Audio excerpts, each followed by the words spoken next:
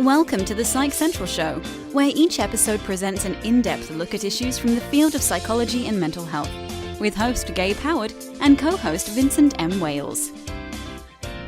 Hello everyone and welcome to this week's episode of the Psych Central Show podcast. My name is Gabe Howard and with me as always is Vincent M. Wales. Today, Vince and I will be speaking with Allie Golden, author of A Good Soldier, a memoir on the emotional toll of growing up with a mentally ill parent. Allie, welcome to the show. Thank you so much for having me. I'm so excited to be here. We're glad you are here. So, right off the bat, I want to ask you, as Gabe just read, it was a memoir on the emotional toll of growing up with a mentally ill parent. What's the story there? Give us a little background. Well, the story is I grew up in a relatively privileged environment. My family was upper middle class, and I was living in the suburbs of Washington, D.C. And on paper, everything looked pretty good. When I was very young, my parents were still married, but my mother had always suffered from mental illness from the time that she was in her early 20s. And by the time my brother was born, he was just a couple of years younger. My mother had really started to deteriorate. She at first had major depressive disorder, but then gradually began to develop what is known as borderline personality disorder, which is a personality disorder that's characterized by shifts in how you view people, how you view yourself, and your relationships.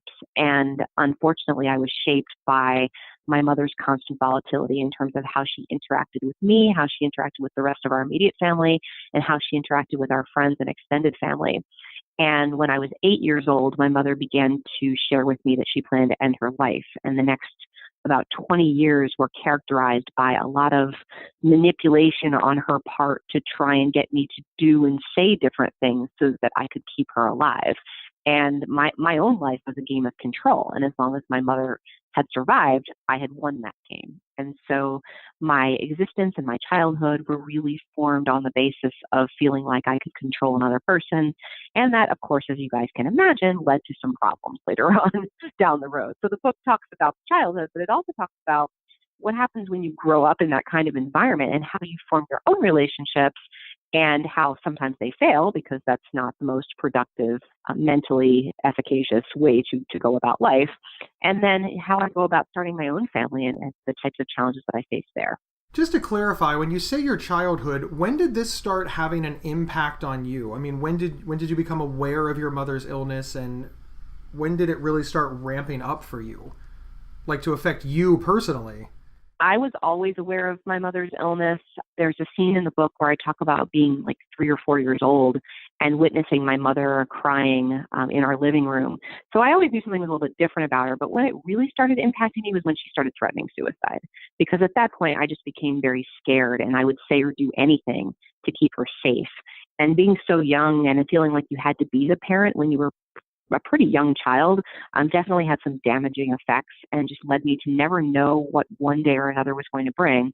In addition to being suicidal much of the time, my mother was also very volatile in terms of her interactions with people. So I just never knew what was going to happen at the grocery store, what was going to happen at school, like who was my mother going to have a conflict with, and where was there going to be a scene. So I would say almost as long as I can remember, my mother's illness was a very salient part of my existence. The title of the book, Can you explain the title? I would love to explain the title. So the title officially comes from some Tori Amos lyrics. Tori Amos is a musician, a songwriter who was very popular in the early to mid 90s, which is when I was coming of age. And her song Mother talks about being a good soldier by raising your hand and always doing the right thing. And those lyrics really spoke to me because that was how I've gone about life. I've tried to do the right thing by my mother, by society, what's expected, and how can I not only meet those expectations, but exceed them. Despite the fact that things might not always make sense, I want to do the right thing. And so that's where that title, A Good Soldier, I'm going to go through what's essentially a war in my childhood, but I'm going to do what I feel is right and what is the best thing. That's where that comes from. Well, at first I was going to remark, you mean there are listeners who don't know who Tori is? Really? Younger people don't. Yeah, then I stopped for a minute and thought, yeah, of course there are. So. Younger people don't. Tori is fantastic. Yeah. I know. I'm going to bust out my Little Earthquake CD after we get off this show. Oh, that's my favorite one. And the song Mother is on the Little Earthquake CD. And you know what? Yes, I've got a huge audience of college students that are really into the book, because the book mostly takes place while I'm at college, and they don't, most of them do not know who Tori Amos is. I would say 80% do not, have never heard of her. So yeah, it's sad. I know it's terrible, that's right? Unfortunate. that is sad, unfortunate. so sad. So, yeah, okay, so it takes place mostly in your college years. I think that's pretty interesting myself. What are some of the things, during the process of writing this book, what have you personally gotten out of it? So originally I wrote it and I hoped there would be some sort of catharsis. Whenever you write a memoir, you're like, well, I hope this is going to fill me with peace. And it really didn't. I would say that the reason that I ended up finishing it at the end of the day was to help other people. And that may sound really earnest and a little bit cheesy, but I really wanted to.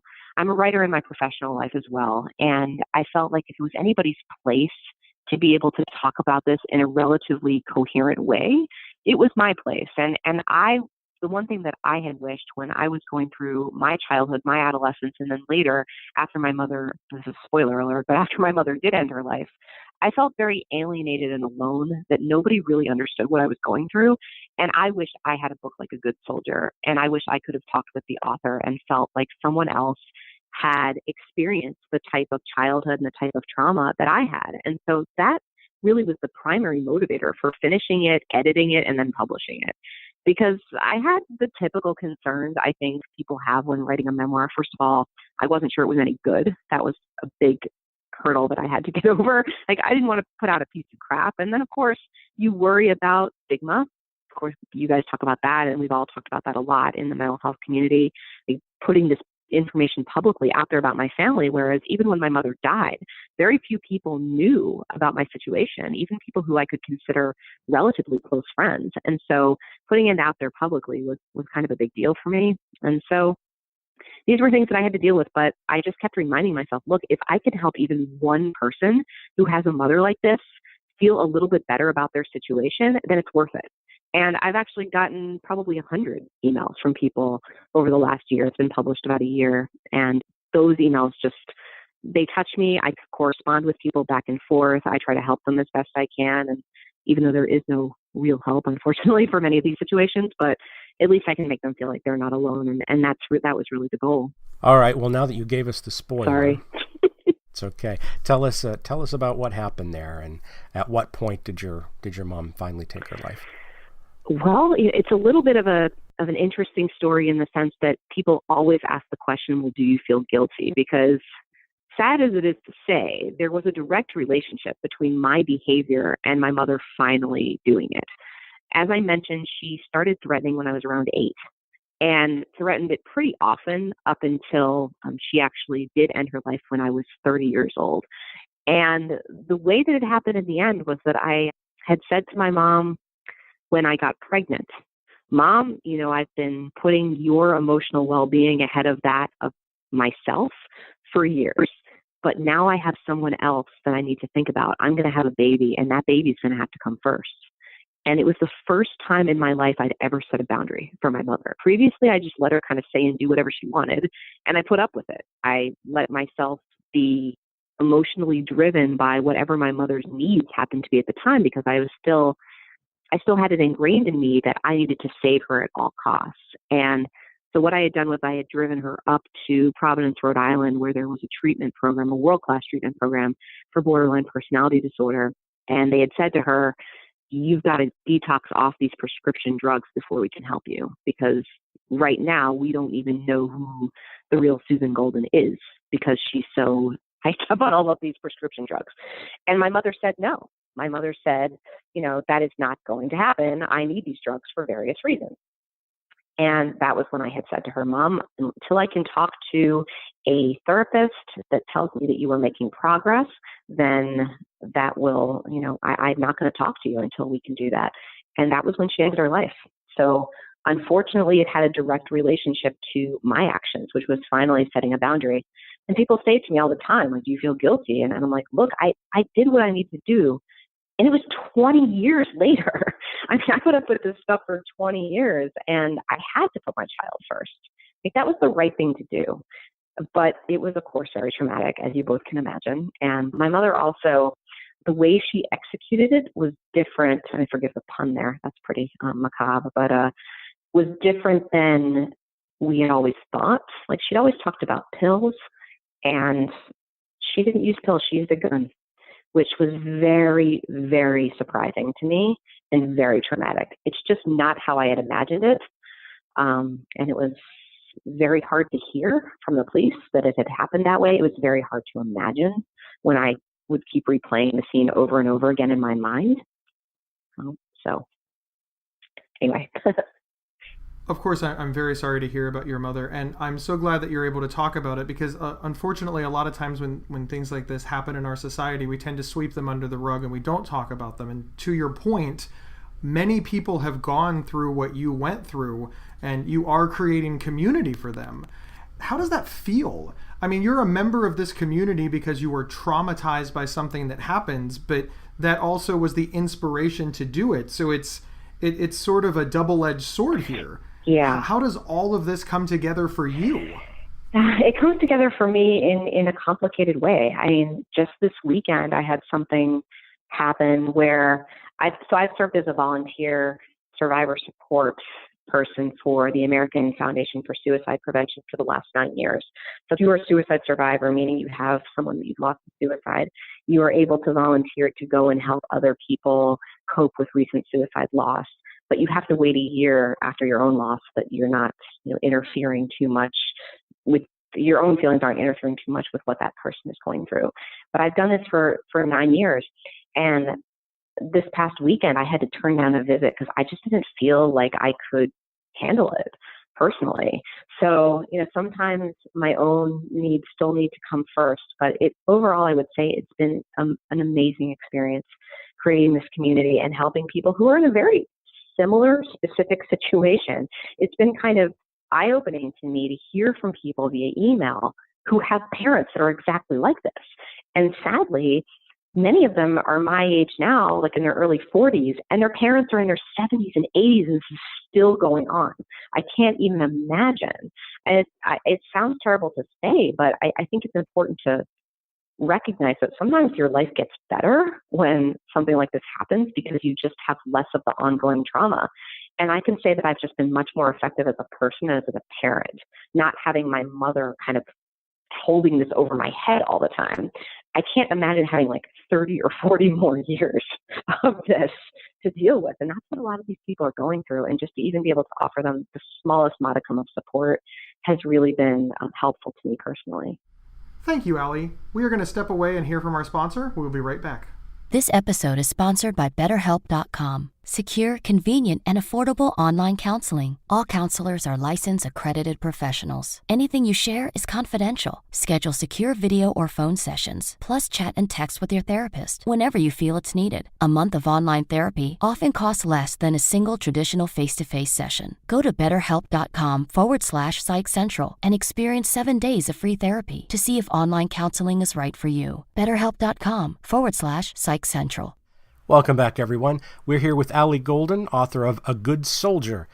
When you realized that your life improved after your mother's death, did you feel bad about that? I think that many listeners would immediately feel like, oh, wait, you were happy about it? You were glad? And I don't think that you're saying that you were happy about it. You're just saying that unfortunately there was this, to use your word, this kind of macabre silver lining. That must be difficult to wrap your mind around. That is, and I definitely was not happy. In fact, I had PTSD for a year. I also ended up giving birth to my child prematurely because of this, or not necessarily because of it, but let's just say that there likely was some relationship because I was pregnant, remember? So my mother knew that I was pregnant and then did it anyway. I had to deal with a premature baby and had a lot of stress associated with that. So I was definitely not happy. I was miserable. And the only reason that it ended up having a silver lining at all is that I was released from the constant stress of the uncertainty of not knowing if my mother was going to live to the next day. It's kind of like, I like to compare it to having a terminal illness. No one wants to see someone that they love suffer so much. And at a certain point for my mother, it kind of became like a terminal illness. Like she just wasn't able to get better. And we could argue, we could spend a whole other podcast episode talking about, did she do everything she could? Was it enough? Like, was there something else that was possible to happen besides this outcome? And that's a whole existential psychological discussion. And I've talked about it with people. But I think having empathy for her, and I was able to come to the decision at the end that, this had to happen for my mother in particular, definitely not for everyone. I'm not advocating suicide as a solution, but my mother was very, very ill and she stopped suffering. So there definitely was a positive thing in that I try to look back on and say, well, she didn't get to the age of 80 being completely miserable every single day. And hopefully wherever she is now, it's in a better place of learning, of peace. We don't know what happens. There's no way for us to know. But I like to think that her suffering at least is over. So what advice at this point would you have for other children of mentally ill parents that might help them a little bit? So there's a couple forms that advice would take for other children of mentally ill parents. When you're a child, just look for other sources of support where you can. Sometimes that can be problematic because a lot of times the mentally ill person will distance or isolate themselves, not always by choice. Sometimes because their illness isolates other people, and that makes it difficult. But try to find other sources of support, other family members, other parents, mentors, teachers, somebody else who can show you what it means to be a normal, stable human adult, and someone who can love you unconditionally. I think that that's really important. And in terms of people who are adult children of mentally ill parents, I think it's important to set boundaries. And I never did this, but being able to say, look, I've got to put myself first. If I'm not mentally healthy, I can't help anybody else. And to be able to say, look, I'm willing to support you, but I'm not going to give myself over to you. My own emotional well-being was never a priority until I became pregnant. And if you think about it, it wasn't a priority then either. That was talking about the baby. It wasn't talking about myself. So that can be very difficult. It can be essentially like leading a horse to water, but you can't make them drink. And you can make yourself aware of all of the treatment options and try to get that person engaged in them and then support them while they're going through it. But you can't live somebody else's life for them. And I think this was a big learning that I had, that was my mother had to do what she had to do. And I had to do what I had to do. And I couldn't force her into any particular situation. And so I think that that's something that I wish I had known earlier. But I think that in my particular situation, I just needed to go through that for many years of just trying to fix it before I realized, yeah, I can't really fix it. And if anyone's going to fix it, she's going to fix it with access to the right treatment, which she absolutely had. It just, wasn't enough in her case, which was a sad situation. And I hope people also realize that there are a lot of options out there. If you have a mentally ill parent or someone you love, there are so many great resources. It's not perfect. Medication's not perfect. Therapy's not perfect. Support groups aren't perfect. But we are in so much of a better situation now than we were, let's say, 20 years ago, where we are talking about these issues. Thanks to podcasts like this, it's becoming out in the open. I wouldn't have been able to have a frank podcast interview when my mother first died about this, but now I feel like the floodgates are being opened, partially due to the celebrity causes. Unfortunately, we've had a lot of celebrities that have ended their lives in recent years, and that has helped us become more transparent. And then just seek out other support for yourself. I think that would be the final piece of advice, especially someone who knows what you're going through. If you can find resources like that, where you can really talk frankly with someone who has been there, I think it's really helpful to not feel so alienated and isolated. Thank you so much. And we can't agree more. We're really big fans of saying that we need to discuss mental illness, mental health, and psychology just much more open. I believe the word that you used was be more transparent about it, because this is actually very common in our society. And I don't mean suicide. I just mean mental illness or a mental health crisis, or even just things like grief and stress or being overwhelmed. But for whatever reason, many of these things we kind of keep to ourselves until they reach a boiling point. So we really appreciate you being so open with something as personal as the relationship with your mother and how it impacted you and has affected your life. And to that point, my next question is, how has that relationship affected other relationships? Because you talk a lot about the relationship that you had with your mother, but you have relationships with other people. How is that going? That's a great question. Actually, there's 2/3 of the book that are devoted to that, the part 2 and part 3.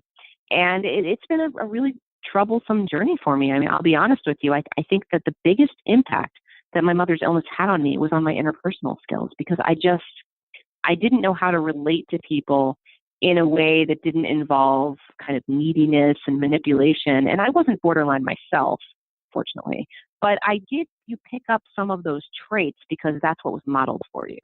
And so I didn't know how to have a separate existence that didn't involve me glomming onto someone and, making my needs their needs and vice versa. So I tended to, early on especially in my romantic life when I was very young or a teenager, I tended to develop codependent relationships that weren't necessarily healthy. And what I ended up doing was I met somebody who was very stable and very reliable.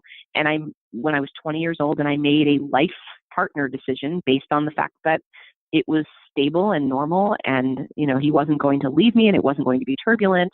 And I was able to avoid, I think, for many of the next several years, any kind of relationship turmoil that my mother had gone through. But, as you get older, you recognize that you need to learn certain things about yourself. And I'm still married, and my husband and I have been together for almost 22 years. But in some of my other relationships with family members, I'm learning how to be vulnerable and how to express need without it being this all-consuming thing. But I would definitely say that this has been my greatest life challenge, has been turning it around from being someone who learned really unhealthy, not productive behaviors, and becoming a fully functioning adult when it comes to relationships. So that's been tough. And with my own children, I think I've been very, very careful to not show too much in front of them. And I think if I'm being very honest, I've probably gone too far in the other direction. My children need to see that I'm a human being, but I have a lot of trouble showing emotion in front of them, showing need in front of them, because I'm just so viscerally disturbed by the idea of putting on my kids anything like what my mother put on me. So, it's not going to be perfect for sure. And, I'm based on the way that I was raised. I'm not going to be a perfect parent. I'm not going to be a perfect human, but I'm doing the best I can. And that's, I guess, my message for other people is just all you can do is the best that you can, learn from your experiences, try to get support, and take one day at a time. Now, I think my last question for you has to do, again, with your mother. I myself had let's call it an unusual relationship with my late mother. Were there good times that you had? I'm sure there must have been at some point. Mm-hmm. Could you talk on that a little bit? So I think one of the reasons that my relationship with my mother was so problematic is because it was inconsistent. And I don't know what yours was like, but with my mom, if she had been universally horrible and, like the evil stepmother that you hear about in Cinderella, then it would have been much easier for me to just walk away or say, this woman is crazy. I don't want to have anything to do with her.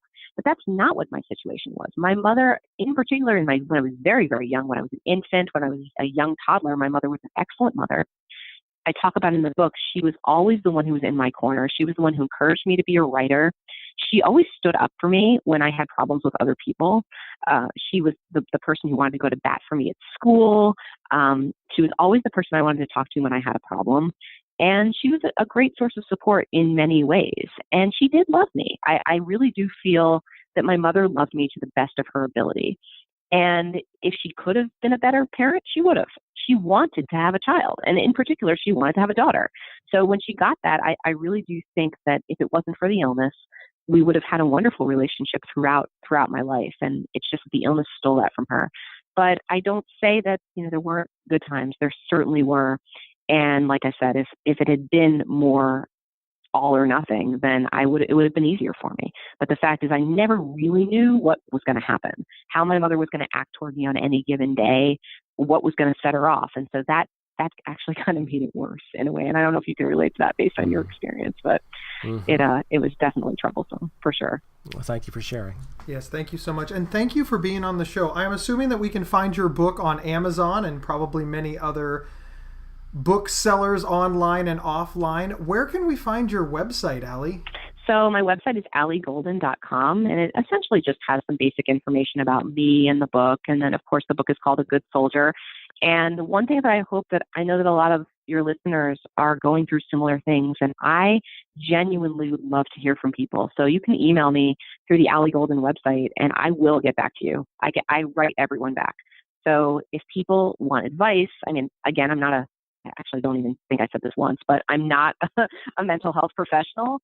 So I can't take the place of someone who's qualified to give real advice, but I can offer advice from the perspective of someone who's been there. And that's what I did this for. So I would love to hear from people what you thought of the book, even if you hated the book. Like, I want to hear that too. Like, what did you hate about it? What did you think didn't ring true or what didn't resonate? Like that feedback is just as valuable sometimes. So I look forward to hearing from everyone. We couldn't agree more. And thank you so much for being so, vulnerable and transparent. And again, peer support is very valuable. We've talked about it on this show before. That's what Vin and I are. In many ways, we offer peer support. I talk about living with bipolar disorder. Vin talks about living with depression. And we talk about, just the trials and tribulations of our life. And hey, we've gotten this far, so why not? I think our points are very valid. And we're glad that yours is too. They are, and you guys are doing a great job. This is a great show, and I really thank you for the service to the community because it is so important, and it really does make a difference to people. Thank you. So thank you. We really appreciate that. And thank you, everyone, for tuning in. Without our listeners, we'd be nothing. So remember, you can get 1 week of free, convenient, affordable, private online counseling anytime, anywhere by visiting betterhelp.com/psychcentral. Help us support our sponsor, and we will see you all next week. Thank you for listening to the Psych Central Show. Please rate, review, and subscribe on iTunes or wherever you found this podcast. We encourage you to share our show on social media and with friends and family. Previous episodes can be found at psychcentral.com/show. Psychcentral.com is the internet's oldest and largest independent mental health website. Psych Central is overseen by Dr. John Grohol, a mental health expert and one of the pioneering leaders in online mental health. Our host, Gabe Howard, is an award-winning writer and speaker who travels nationally. You can find more information on Gabe at gabehoward.com. Our co-host, Vincent M. Wales, is a trained suicide prevention crisis counselor and author of several award-winning speculative fiction novels.